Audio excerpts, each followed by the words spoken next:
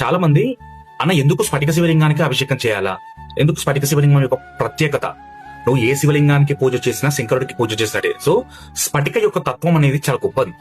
Actually శివుడి స్వరూపము స్ఫటిక రూపం, అంటే చాలా తెల్లగా మహనీయంగా అందంగా ఉంటాడు కదా ఈశ్వరుడు. మరి సో స్ఫటిక రూపం చాలా మహనీయమైన రూపం. సో స్ఫటిక ఇంకోటి ఏంటంటే చల్లదనం, మనశ్శాంతికి స్వరూపం. అంటే స్ఫటిక శివలింగానికి నువ్వు అభిషేకం చేయడం మొదలు పెడితే ఫస్ట్ ఆఫ్ ఆల్ నీకు ఈశ్వరుడు ప్రసాదించేది మనశ్శాంతి. ఇప్పుడు నీకు అనేక రకాలుగా ఉన్నాయి, ఆస్తులు ఉన్నాయి, అంతస్తులు ఉన్నాయి, అన్ని లగ్జరీ లైఫ్ లో అనుభవిస్తున్నావు, కానీ వీటన్నిటికీ మించి నీకు మనశ్శాంతి లేదు. ఆ మనశ్శాంతి లేనప్పుడు నీ దగ్గర ఎన్ని రకాలుగా ఏమున్నాయి లాభం? సో స్ఫటిక శివలింగానికి అభిషేకం చేయగా చేయగా ఈశ్వరుడికి ఏ ప్రసాదిస్తాడు అంటే మనశ్శాంతిని ప్రసాదిస్తాడు. మనశ్శాంతిని మించిన ఆస్తి ఉంటుందా?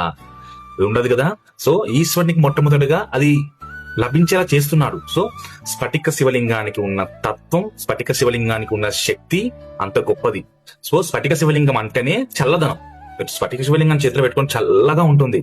అంటే అలాంటిది నువ్వు స్ఫటిక శివలింగాన్ని ఇంట్లో పెట్టుకొని పూజ చేయడం మొదలు పెడితే నీ ఇల్లు చాలా చల్లగా, సంతోషంగా, మహనీయంగా ఉంటుంది. ఈశ్వరుడు అలా ప్రసాదిస్తాడు. సో స్ఫటిక శివలింగానికి అభిషేకం చేయడం అంత గొప్పది, అంత గొప్ప ప్రత్యేకత ఉన్న తత్వం స్ఫటిక శివలింగానికి ఉంది. హర హర మహాదేవ శంభో శంకర శివకేశవాయ నమః.